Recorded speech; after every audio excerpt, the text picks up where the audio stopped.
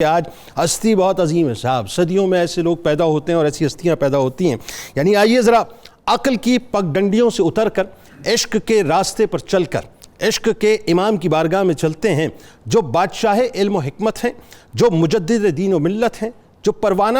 شمع رسالت ہیں، جو واقف اسرار حقیقت ہیں، جو ولی نعمت ہیں، عظیم البرکت ہیں، فخر دین و ملت ہیں، پیکر رشد و ہدایت ہیں، جن کی ہستی ناظرین، جن کی ہستی 19ویں صدی کے انتہائی پرفتن دور میں جب عشق مصطفیٰ صلی اللہ علیہ وآلہ وسلم کی حدت اور شدت کو انگریز منصوبہ بندی سے ٹھنڈا کر رہا تھا، اس دور میں غلامی رسول صلی اللہ علیہ وآلہ وسلم کا لبادہ پہن کر ادب کے سانچے میں ڈھل کر عشق رسول صلی اللہ علیہ وآلہ وسلم کا توق گلے میں سجا کر مکین گنبد خضرا سے تعلق کی شمع کو جلا کر حب اہل بیت و حب صحابہ و حب اولیاء کے سمندر میں اتر کر 55 سے زائد مختلف مروجہ علوم پر اتھارٹی بن کر بیک وقت عالم دین، مدرس، حافظ قرآن، محدث، قاری، فقی، نعت گو شاعر، سائنسدان یعنی علوم نقلیہ اور علوم عقلیہ کے شاہکار بن کر 20ویں صدی عیسوی کے آسمان علم و عرفاں پر ایسے جگمگائے صاحب، ایسے جگمگائے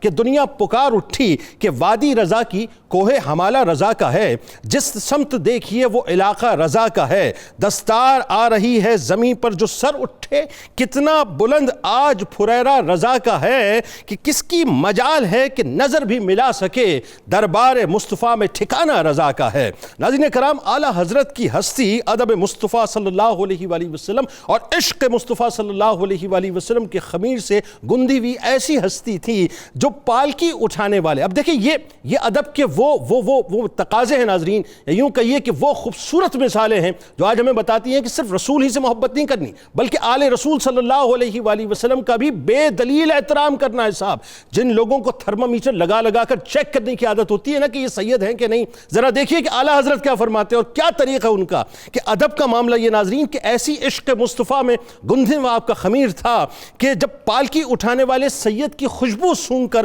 خود پالکی سے اتر جاتے ہیں اور اسے پالکی پہ سوار کر کے اپنے کاندھوں پر اٹھا لیتے ہیں، یعنی دنیا کو یہ بتلاتے ہیں کہ سیدوں کی تعظیم اس طرح کی جاتی ہے کہ مقام و مرتبہ ایسا کہ آپ کے مرشد سلطان العارفین حضرت مولانا شاہ آل رسول رحمۃ اللہ علیہ آپ کو قیامت کے دن اللہ تبارک و تعالیٰ کی بارگاہ میں اپنی زندگی کی کمائی کے طور پر پیش کرنے کی خواہش کا اظہار فرمائیں. ناظرین کرام، اعلیٰ حضرت ایک ایسی شخصیت تھی، ایک ایسی شخصیت کہ 19ویں صدی اور 20ویں صدی کی ایک مکمل تحریک تھے. کہیں ادب کے رنگ میں رنگا ترجمہ قرآن کنز الایمان لکھیں تو بے ادبی کے سارے راستے بن کر جائیں، کہیں فقہی مسائل پر مبنی فتاوی رضویہ کو مرتب فرمائیں تو شرعی مسائل کی الجھنوں کو مکمل طور پر سلجھائیں، تو کہیں ہدایت کے بخشش کی صورت میں عشق رسول صلی اللہ علیہ وآلہ وسلم کی چاشنی کو اشعار میں اس انداز سے منتقل فرمائیں کہ حسان الہند کا تاج پہنتے ہوئے نظر آئیں، یعنی ملک سخن کی شاہی تم کو رضا مسلم، جس سمت آ گئے ہو سکے بٹھا دیے ہیں. ناظرین کرام، یعنی کیسی ماں فوق الہستی کہ آواز کی چاشنی کا یہ عالم کہ آزان دیں تو بڑے بڑے مؤذن آزان کی چاشنی میں کھو جائیں، تلاوت فرمائیں تو مخرج کی شفافیت میں قرآن مبہوت نظر آئیں، قلم اٹھائیں تو مختلف علوم پر 1000 سے اوپر کتابیں تصنیف فرمائیں، سائنسی علوم، علم ریاضی و علم جفر کی طرف آئیں تو ان شعبوں کی بلند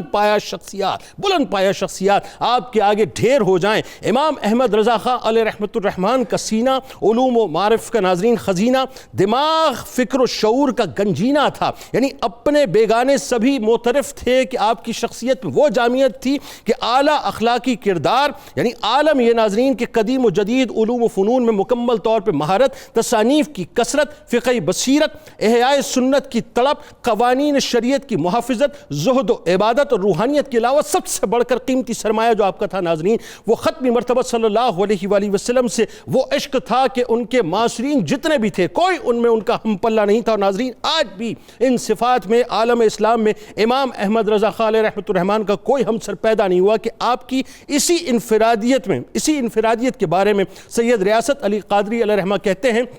کہ امام احمد رضا علیہ رحمۃ الرحمن کی شخصیت میں بیک وقت کئی سائنسدان گم تھے. ایک طرف ان میں ابن الحیثم جیسی فکری بصارت اور علمی روشنی تھی تو دوسری طرف جابر بن حیان جیسی صلاحیت، ایک طرف الخوارزمی اور یعقوب الکندی جیسی کوہنا مشقی تھی تو دوسری طرف الطبری، رازی، ابو علی سینا جیسی دانش مندی تھی، ایک طرف فارابی، البیرونی، عمر بن خیام، امام غزالی اور ابن رشد جیسی خداداد ذہانت تھی تو دوسری طرف امام ابو حنیفہ علیہ رحمۃ الرحمن کے فیض سے فقیہانہ وسیع النظری آپ میں موجود تھی، اور غوث العظم حضرت شیخ عبد القادر جیلانی رضی اللہ تعالیٰ عنہ کی روحانی وابستگی کی وجہ سے آپ میں ایک اعلیٰ ظرفی کا معیار موجود تھا. ناظرین، یعنی اس صدی میں آپ دیکھیں یا اس صدی میں دیکھیں ناظرین تو آپ جیسی ہستی ہمیں نظر ہی نہیں آتی. آئیے ناظرین آغاز کرتے ہیں. بس ایک آخری جملے عرض کر رہا ہوں کہ دل چاہتا ہے وہ کوٹ کر دوں کہ بریلی کے بوریا نشین امام احمد رضا خاں علیہ رحمۃ الرحمن کو ناظرین علوم و فنون پر اس درجے مہارت، اس درجے کمال حاصل تھا کہ علی گڑھ مسلم یونیورسٹی کے وائس چانسلر ڈاکٹر سر ضیاء الدین پکار اٹھے کہ علم لدنی کے بارے میں سنا ہی تھا، صرف سنا ہی تھا، لیکن آج احمد رضا خاں علیہ رحمۃ الرحمن کو دیکھ کر اندازہ ہو گیا کہ علم لدنی ہوتا کیا ہے، کہ دل ہے وہ دل جو تیری یاد سے معمور رہا، سر ہے وہ سر جو تیرے قدموں پہ قربان گیا، انہیں جانا، انہیں مانا، نہ رکھا غیر سے کام، للہ الحمد میں دنیا سے مسلمان گیا، عرش پر دھومیں مچیں وہ مومن صالح ملا، فرش سے ماتم اٹھے وہ طیب و طاہر گیا.